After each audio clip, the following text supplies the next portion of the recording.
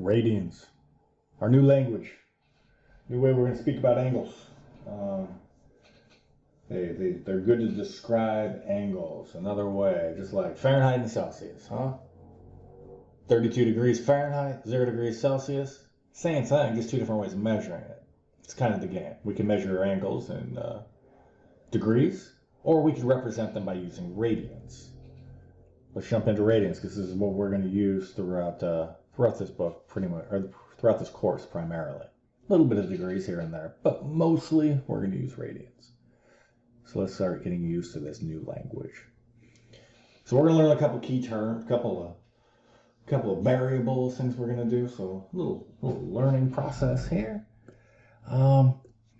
Let's make ourselves, let's go from our initial side here. We got these circles here, and let's just say it's got a radius of something. I don't know what it is. R. Maybe the radius is 1.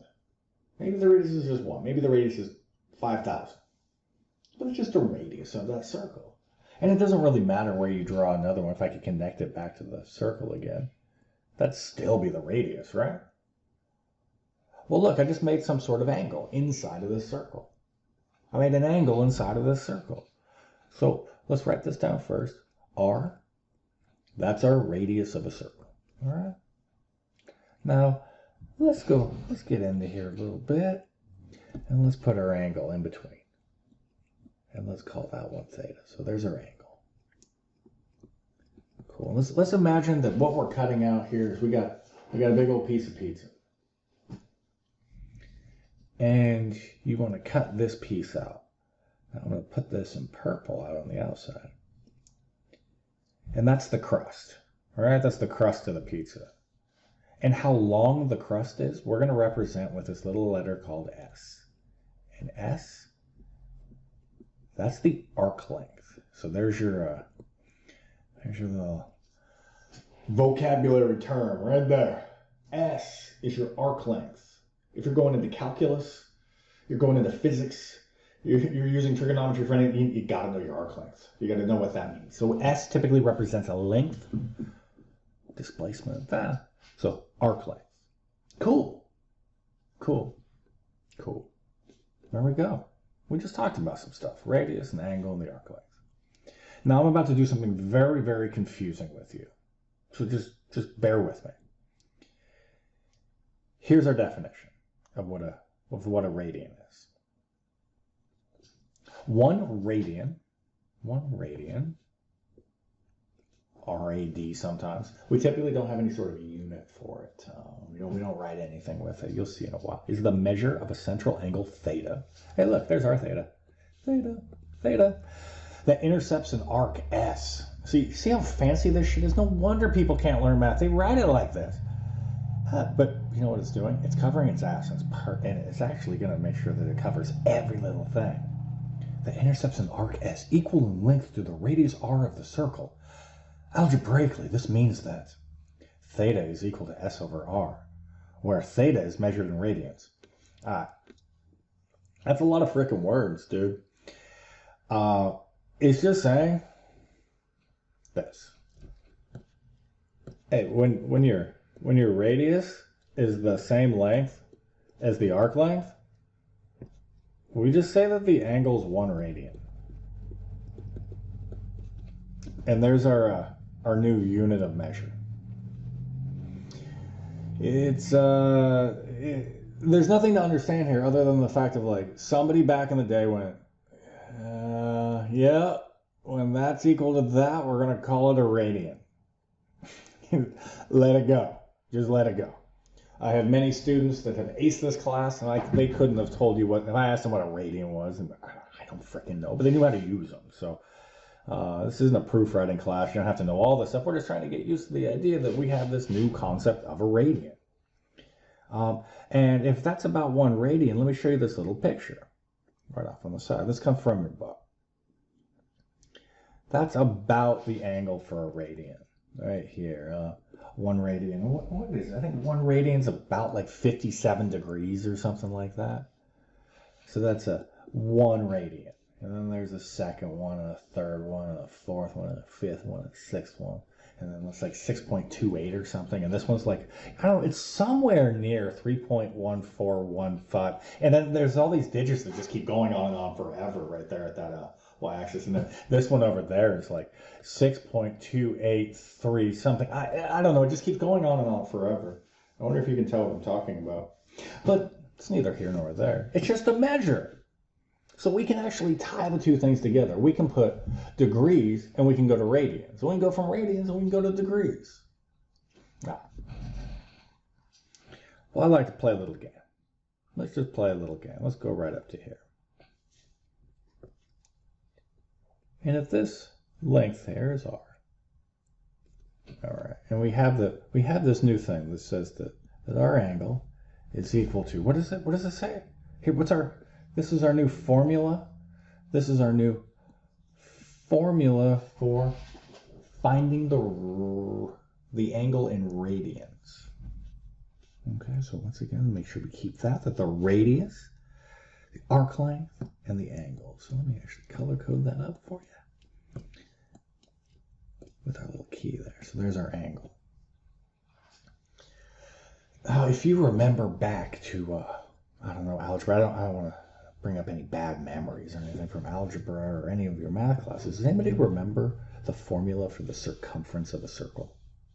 The circumference. Circumference. And that's 2 pi r.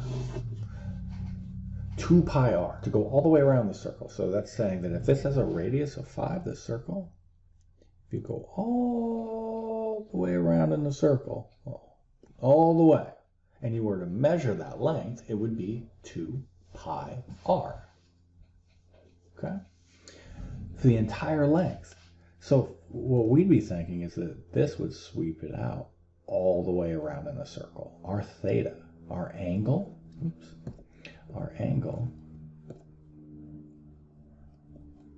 theta, that's like the same thing as 360 degrees. It's like it spun around in a circle. All the way around in the circle. So let's play a game and let's see what theta actually equals. So instead of us putting in s is equal to s, well, isn't the circumference the same thing as the arc length, but we just went all the way around in a circle? So we're going to replace in our s with 2 pi r, because that's the circumference of a circle. And then this is the best part of math. This is the best, dude. Hiya, they go away. The r's go away. And then we find out that the angle is just equal to 2 times pi. 2 times pi. So it says if you spin around in a circle, you went 2 pi radians. Wow. There we go. Dyslexia. All right. So our theta is equal to 2 pi radians if you spin all the way around in a circle. So let's see what this means. Let's see what this actually means for us. So for us to go 0 radians, and that's the way we would see the difference. 0 radians versus 0 degrees. They're the same thing. But notice, you know how you can tell you're in radians? You don't write the degree symbol. So we could say that this is the same thing. 0 is equal to 0 degrees.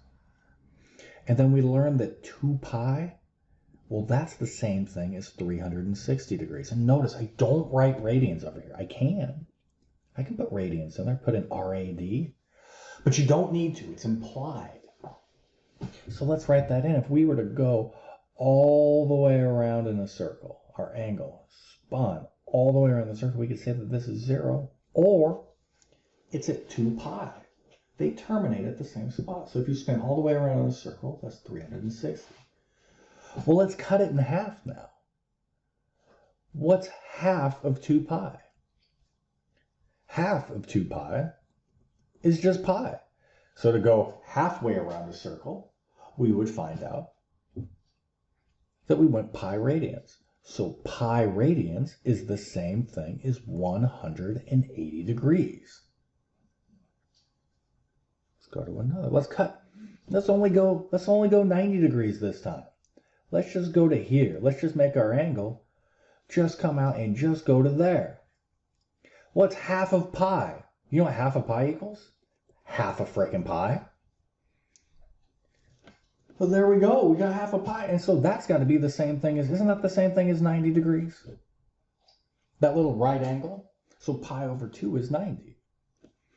And if we went around in a circle, we could say that this is pi. And if we kept going, 1 pi plus pi over 2, that's 3 pi's over 2. And then back around in the circle, we get back to 2 pi. Cool, cool, cool. Little bit about our radians. And now, this time, I'll put this at 360 degrees. This is the same thing as 270 degrees. And this is the same thing as 180 degrees. So we're starting to tie these things together. We're going to have a way to be able to go back and forth between them very, very simply and easily. Oh, there we go. And now I just want to try one more. Let's say, where would pi over 3 go? Where would pi over 3 be? Is pi over 3 bigger or smaller than pi over 2? Is pi over 3 bigger or smaller than pi over 2? Fractions I know can mess us up, but a bigger denominator means a smaller number. So if you were to look at pi over 3 would only go to about right here.